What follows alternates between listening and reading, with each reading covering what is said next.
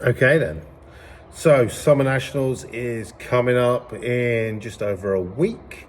As you saw on the last video where we were at the Sportsman Nationals, we didn't quite get the performance that we wanted from the Don. Changing over that actuator, we've been just tweaking the map a little bit.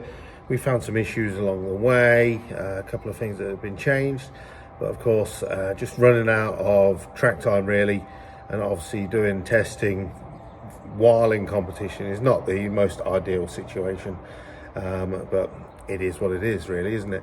We're coming up to Summer Nationals. We're going to do a couple of changes on the car before we get there. Now, we're not going to be able to test it before Summer Nationals as I can't do the test day, so we will go straight into qualifying.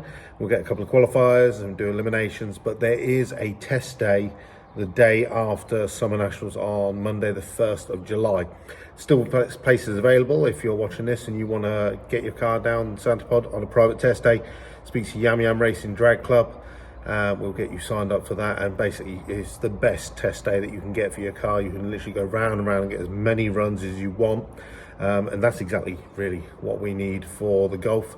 So we'll be doing that after the Summer Nationals, so fingers crossed Summer Nationals goes well. In the meantime, so what are we going to be doing to the car in the lead up to the Summer Nationals?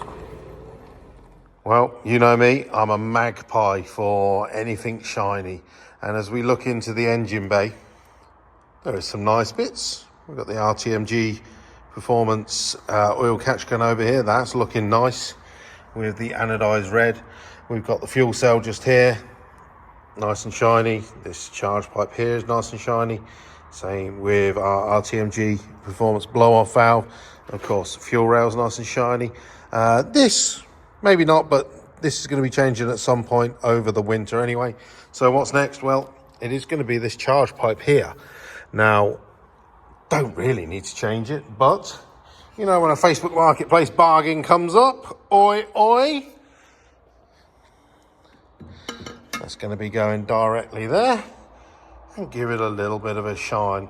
The reason I bought it basically was the chap who bought this. As you can see, it's got the vacuum takeoff here for the N75 valve, but it does not have this takeoff that used to go to the recirculation system. Now, for him, that was bad because he had that all set up on there. For me, that's perfect. As you can see here, our recirculation is basically just there, and it's blocked off, so potentially that's a boost leak. I know it's not leaking, but potentially it is a boost leak. So by eliminating that, we get a bit of shine and we get no boost leak. So that's going to be going on there and replacing that. Now if we look down here, you can see ye old standard cast manifold. Yes, you've seen in a previous video, Ross ported that just a little bit just to try and help it flow, but we all know that is the major choking point on this setup. Now the plan is not really to spend any more money on this engine and on this setup, because I think we have almost reached the limit of the performance that we can do without going much doing major modifications. We've already got the RTMG rods inside. We have got some stock NA cams in there, which have just got a little bit more lift. They give you supposedly around about 10-15 horsepower. Now, we've got the E85, and of course, we've got that hybrid turbo from GP Turbos. Now, as I said, that stock manifold is going to be choking that to death. Hence why we've gone and bought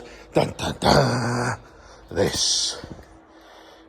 Now, I know some people watching this will be like, no, don't buy that. They crack. Well, you know what? I'm going to give it a try.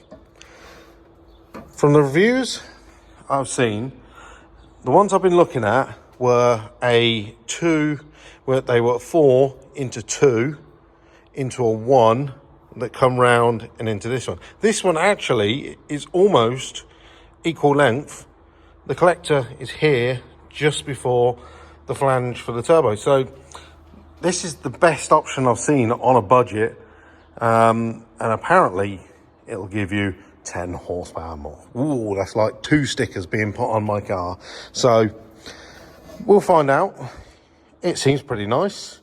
We'll smoke test it to make sure there's no cracks in it or anything like that, and get that fitted in the coming week. Then, of course, we'll be back at the dyno at Street Racers Rolling Race Tuning over near Leicester. Gordon is going to basically map the car once again. Now, we did, remember, if you've been watching the rest of the videos, thank you very much. Don't forget to like, subscribe and comment to all of these videos. But we did fit the new actuator to the turbo a couple of weeks ago at the main event. We tweaked the map because we had to basically clear the boost table. We put a bit of boost in fourth, first, second and third were basically negligible. We went out and ran a PB 12:26. After that, we got back to the pits. Gordon adjusted the boost in first, second and third. At that point I did the run, and that's when but I thought it was misfiring from third gear onwards. And we didn't get another run that weekend. Remember, Gordon looked at the logs, he said, no, everything's fine. We did exactly the same at the Sportsman Nationals, run number 1. I did the run. I was like, it's misfiring. Looked at the logs, no, it's not. The logs never lie. Well, after investigating a little bit furthermore, Vos looked in there, he noticed that the crank sensor was broken, and that's what was causing the issue with the car. So we changed the crank sensor, and after that we were just tuning it, but we still haven't got back to that 113 miles an hour that we had before we changed the actuator and before we changed the map. So Gordon said, ideally, let's get it on the dyno. And I was like, do you know what? If we're going to get it on the dyno, we might as well fit a manifold, get the maximum performance out of this. So the question is, are we going to go over 350 horsepower with this new manifold? That's what I'm excited for. Now, we were, 221 horsepower at 24 PSI, if I remember correct, with the stock turbo. We then changed it to the GP Turbos Hybrid. At 18 PSI, we went to 344 horsepower, but the actuator wouldn't give us any more boost than 18 PSI. So, in effect, the engine was running happier, safer, and making more power. Well, now we've got the new actuator on there. We're going to put the new exhaust manifold on there. Of course, that shiny pipe. Ooh. You know, it's got the baffles removed. It's not going to make any difference, is it? But that's on there. Will it make more power? We're going to find out. We'll put it exactly back at 18 PSI, and we will find out exactly how much that exhaust manifold will make a difference on this car. Now, again, a lot of people, if you're watching this in the 20 valve turbo tuning groups on Facebook, you'll probably say that manifold's going to crack. Well, it's a drag car. It is going to see no more than 100 miles in its lifetime before that probably comes off this car. Yes, it's going to see some serious heat cycles because this car really only ever sees full throttle. It sees two-step. So we'll put it through its paces. And of course, when we take it off at the end of the season, do some checks over the car, we can have a look over it and see what happens. But yeah, let us know in the comments what you think power wise we could possibly. Can we go 350? Can we go 360? Can we go 370? I don't think we can go that high, but if we can get it over 350, I'm going to be happy.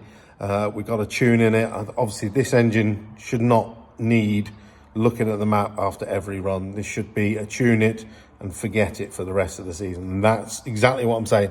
This is going to be a tune it and forget it for the rest of the season. I don't plan on any more changes to this engine for the rest of the season. We're going to get it to there. We're going to leave it. And then if we do any other changes on the car, it's going to be basically making it lighter if we can. But again, don't really want to spend any more money on this car at the moment. Let's be honest, it's probably easier doing a driver mod and dropping 60 kilos with the daughter getting behind the wheel. Anyway, let's get this exhaust manifold changed over, shall we? And we'll be back in a flash. So with the car once again at function over form in Corby, Ross is going to be taking on the job of fitting that manifold and changing over the charge pipe over the next day or two.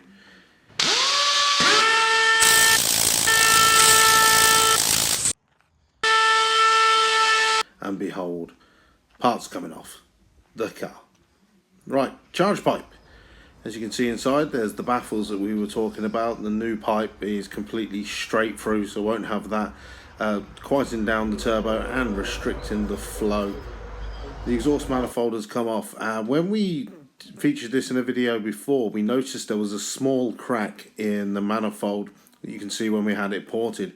Well, after around about 20 runs, which, let's be honest, is not even probably a day's worth of driving, you can see that crack has massively expanded.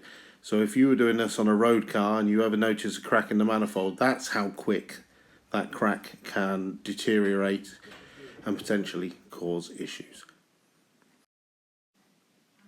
So with the engine bay all back together, new charge pipe on there, and the exhaust manifold at the back there. You can't really see it because we've made a heat shield for it, but here's a quick view that we took while fitting the manifold. As we look around the engine bay, just ignore the excess oil that's burning there. That's just from basically changing over the manifold, and will burn away.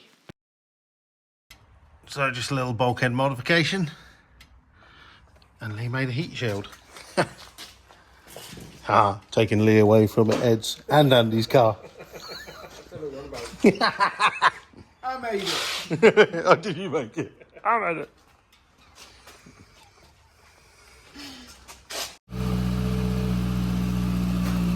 Well, after a couple of seconds, just warming up the engine. We'd already had the sump heater on, so the oil is nice and warm. I suppose we should really do a two-step test.